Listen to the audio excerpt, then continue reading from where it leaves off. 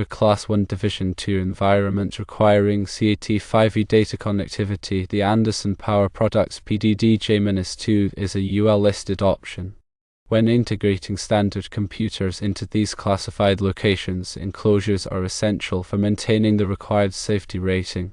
Several manufacturers provide suitable solutions, including Automation Systems Integration (SC) with their X2100 series. Heppel Plus Vatch offers the K-System KL-15. Stahl provides the ES-301 and ES-302 enclosures. Stratus Technologies features the XA series, and Vitronics offers the 3200 series. When selecting an enclosure, it is critical to verify the specific classifications and requirements of the application with the enclosure manufacturer. Firstly, determine the exact hazardous environment classification. This involves understanding the specific gases, vapors, or dust present and their potential for ignition. The Class 1 Division 2 designation indicates a hazardous atmosphere is present under abnormal operating conditions. Secondly, review the enclosure certification documentation.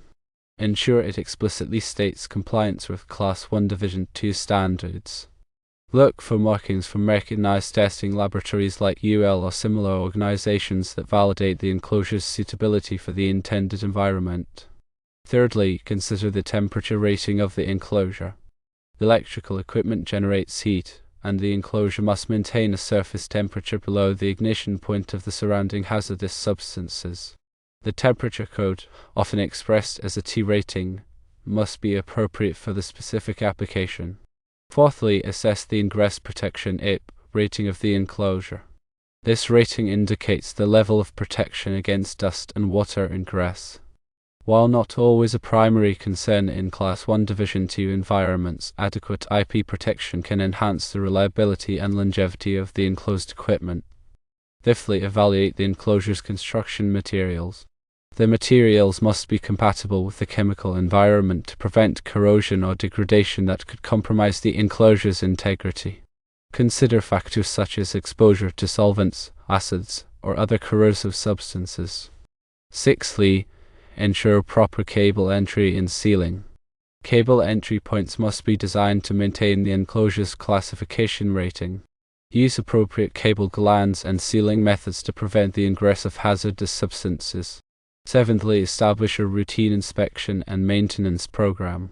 Regularly inspect the enclosure for signs of damage, corrosion, or deterioration. Replace any damaged components promptly to maintain the enclosure's protective function. Eighthly, verify the enclosure's grounding and bonding capabilities. Proper grounding and bonding are essential for preventing the buildup of static electricity, which could be a potential ignition source in a hazardous environment. Ninthly, consider the size and configuration of the enclosure. Ensure it can adequately accommodate the computer equipment and associated wiring while maintaining sufficient clearance for ventilation and maintenance.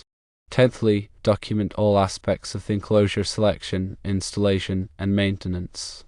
Maintain records of certifications, inspections, and repairs to demonstrate compliance with applicable regulations and standards. Additional factors to consider include the availability of accessories such as mounting brackets, viewing windows, and purge systems. Purge systems use compressed air or inert gas to maintain a positive pressure within the enclosure, preventing the ingress of hazardous substances. Another important consideration is the overall system design. The enclosure is only one component of a larger system, and its performance is dependent on the proper functioning of other components such as the computer, network cables, and power supplies. Ensure that all components are compatible and suitable for the intended environment. Finally, stay informed about changes to applicable regulations and standards. The requirements for hazardous location equipment can change over time, so it is important to stay up to date on the latest revisions and interpretations. Regarding the Anderson Power Products PDD-J-2 CAT5e data jack, it is designed for use in Class 1 Division 2 hazardous locations. It provides a reliable and secure connection for data transmission in environments where flammable gases, vapors, or liquids may be present. The PDD-J-2 features a robust construction and meets stringent safety standards.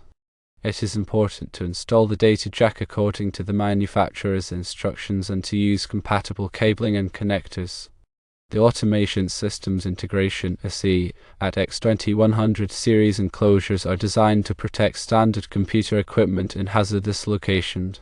These enclosures are typically made of heavy-duty steel or stainless steel and are designed to withstand the rigors of industrial environments.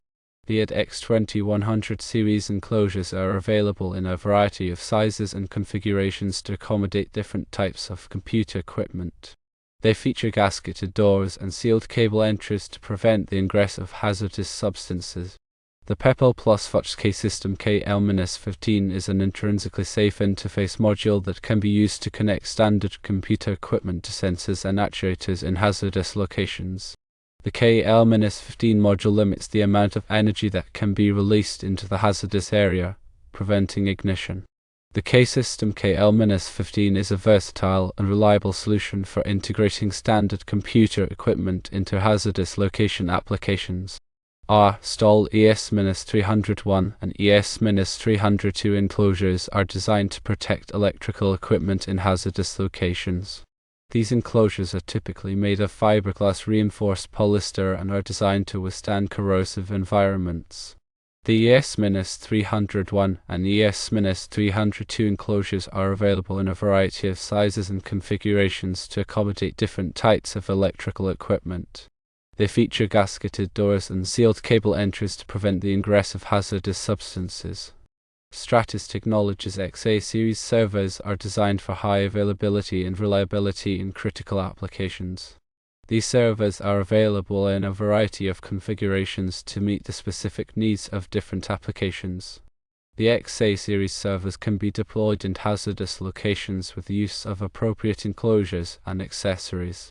Petronix 3200 series enclosures are designed to protect electronic equipment in harsh environments. These enclosures are typically made of aluminum or stainless steel and are designed to withstand extreme temperatures, vibration, and shock. The 3200 series enclosures are available in a variety of sizes and configurations to accommodate different types of electronic equipment. They feature gasketed doors and sealed cable entries to prevent the ingress of contaminants. In summary, when selecting equipment for Class 1 Division 2 hazardous locations, it is essential to consider the specific requirements of the application and to choose products that are certified and suitable for the intended environment. Always consult with qualified professionals and adhere to all applicable regulations and standards. Furthermore, understanding the NEC National Electrical Code requirements for Class 1 Division 2 locations is paramount. The NEC Article 500 and subsequent articles address the requirements for electrical equipment and wiring in hazardous locations. Specifically, Article 501 covers Class 1 locations. This code dictates the types of wiring methods, equipment, and installation practices that are permitted in these areas to minimize the risk of ignition. Conduit systems must be properly sealed to prevent the propagation of explosions. Sealing fittings are required at specific locations, such as where conduit enters enclosures or where it crosses the boundary of a classified area. The type of wiring permitted in Class 1 Division 2 locations is typically rigid metal conduit, IMC, intermediate metal conduit, or cable with a gas-tight continuous sheath. The specific wiring method depends on the nature of the hazard and the type of equipment being installed. All electrical equipment installed in Class 1 Division 2 locations must be listed and labeled for use in such areas. This listing ensures that the equipment has been tested and certified to meet the applicable safety standards. Regularly scheduled inspections and maintenance are crucial for ensuring the continued safety of electrical equipment in hazardous locations.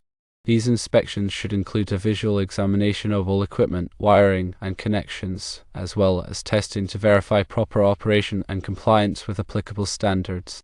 The use of qualified personnel is essential for the design, installation, and maintenance of electrical equipment in hazardous locations. These individuals should have the necessary training, experience, and knowledge to ensure that all work is performed safely and in accordance with applicable codes and standards.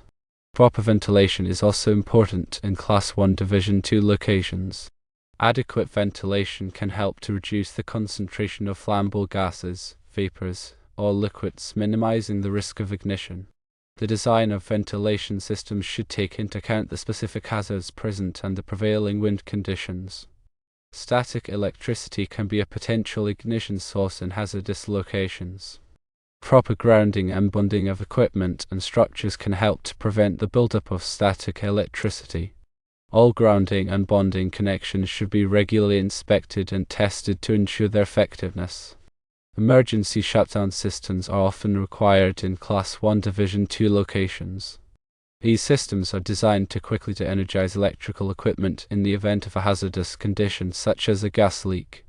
The design and operation of emergency shutdown systems should be carefully coordinated with other safety systems. Warning signs and labels should be prominently displayed in Class 1 Division 2 locations to alert personnel to the potential hazards.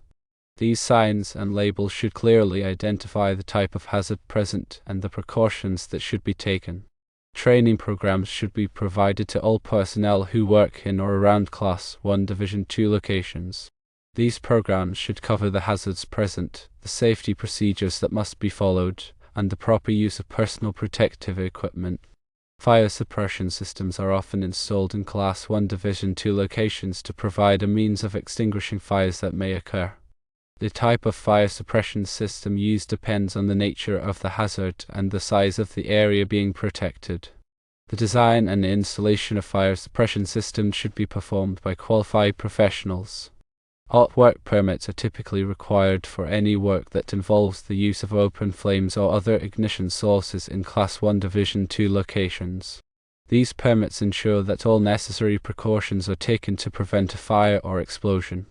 The use of intrinsically safe equipment is another important safety measure in hazardous locations. Intrinsically safe equipment is designed to limit the amount of energy that can be released into a hazardous area, preventing ignition. Intrinsically safe circuits are often used for instrumentation and control applications. Finally, risk assessments should be conducted to identify potential hazards and to develop appropriate safety measures. These risk assessments should be performed by qualified professionals and should be updated regularly to reflect changes in the workplace. In conclusion, selecting and implementing the correct data jack and enclosure solutions for Class 1 Division 2 environments demands meticulous attention to detail. Factors such as certification, material compatibility, temperature ratings, and adherence to NEC guidelines are crucial. Ongoing inspections, maintenance, and training are equally important for ensuring the continued safety and reliability of these systems. It is highly recommended to consult with experienced professionals and to stay informed about the latest industry standards and best practices.